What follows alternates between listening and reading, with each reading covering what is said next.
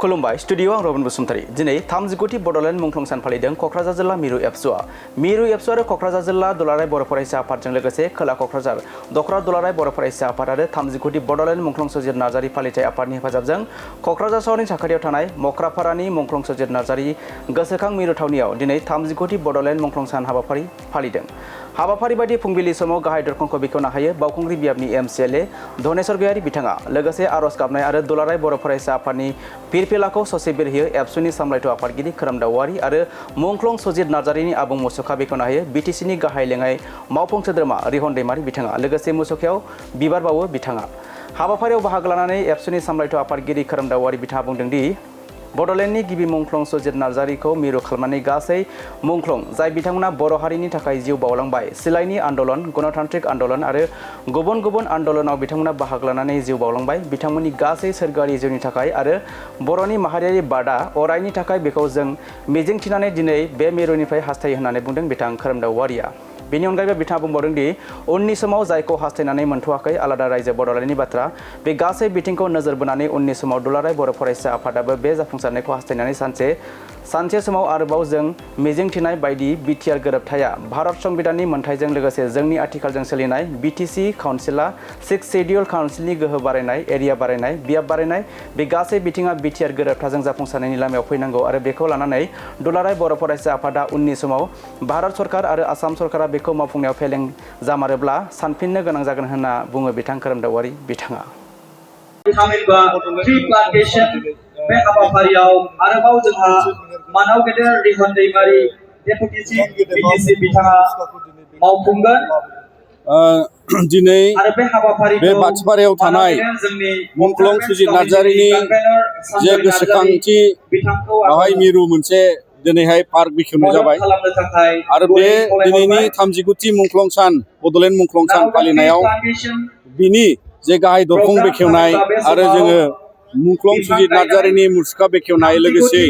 मिरु दुलाराय बर' फरायसा आफादनि जोङो बाहाय फिरफिला बिरखांबाय। दा बिनिखायनो नोंथांमोननि गेजेरजों जोङो फोरमायनो हास्थायो जे बड'लेण्ड मुंख्लं साना आरो बड'लेण्डनि गिबि मुंख्लं सुजित नार्जारीखौ मिरु खालामनानै गासै मुंख्लं जाय बिथांमोना बर' हारिनि थाखाय जिउ बावलांबाय सिलाइनि आन्दलन गणतान्त्रिक आन्दलन गुबुन गुबुन समाव बिथांमोना बाहागो लानानै जिउ बावलांबाय बिथांमोननि गासै सोरगोआरि जिउनि थाखाय आरो बर'नि माहारियारि बादा अराय बिथांमोननि बोरजों थांनानै थाथों बेखौ जों मिजिंथिनानै दिनै बे मिरुनिफ्राय बा दिनैनि बे मुंख्लं सुजित नार्जारीनि मिरु केन्द्रनिफ्राय जोङो हास्थायो आरो नोंथांमोननि गेजेरजों जोङो दिनैनि गोदान जोलै आरो इयुन जोलैनि थाखाय आरो दिनै जों जाय थासारियाव बड'लेण्ड हालामाव आरो आसामाव बर'फ्रा थांनानै दं बेबादिनो जाय दिनै गिबि मुंख्लंनिफ्राय जागायनानै गुबुन गुबुन समाव बारसोमनानै दैदेनगिरि दैदेनबोनाय बड'फा उपेन्द्रनाथ ब्रह्मजों लोगोसे आरो गुबुन गुबुन समाव मुंख्लं जालांनाय मुंख्लं सुजितजों लोगोसे बिथांमोनखौ जोङो दिनै मान होयो बिथांमोना जोंनि दिनैनि थासारियाव बेबादि मोनसे गोजोन थासारि लाबोदों जाय समाव जोङो जोंनि राजखान्थियारि अधिकार एबा रांखान्थियारि अधिकार आरो गुबुन गुबुन समाजारि बिथिंजों नोजोर बोनानै हारि दावगानायाव दिनै जोंनि दानि गोदान जोलैजों लोगोसे इयुन जोलैफ्रा सांग्राङै दावगालांनांगौनि जांख्रिथायारि गोसोखौ लानानै दावगालांनांगौनि मोनसे मोन्दांथिखौ लानानै अराय जों गोसोआव लानांगोन जे जोंनि बे गासै जाफुंसारनायखौ लानानै जोङो अराय हास्थायगोन आरो उननि समाव जे जोङो मोनथ'यै आलादा रायजो बड'लेण्डनि खोथा बे गासै बिथिंखौ नोजोर बोनानै जोङो उननि समाव दुलाराय बर' फरायसा आफादाबो बे जाफुंसारनायखौ हास्थायनानै आरो उनाव बयनिबो जांख्रिथायारि गोसो आरो बोलोखौ लानानै जोङो सानसे समाव आरोबाव जेरै जोङो दा मिजिंथिदोंमोन जे बिटिआर गोरोबथाया भारत संबिधाननि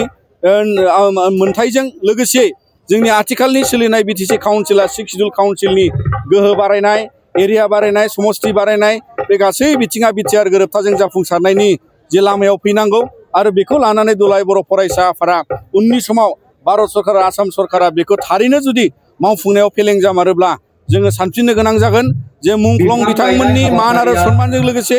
हारियाव बयनिबो अबदानखौ नोजोर बोनानै आरोबाव खेबसेबाव बड'लेण्ड सोमावसारनांगौनि गोनांथिखौ दुलाराय बर' फरायसा आफादा जोङो सानफिननो गोनां जागोन। दा बेनिखायनो दिनै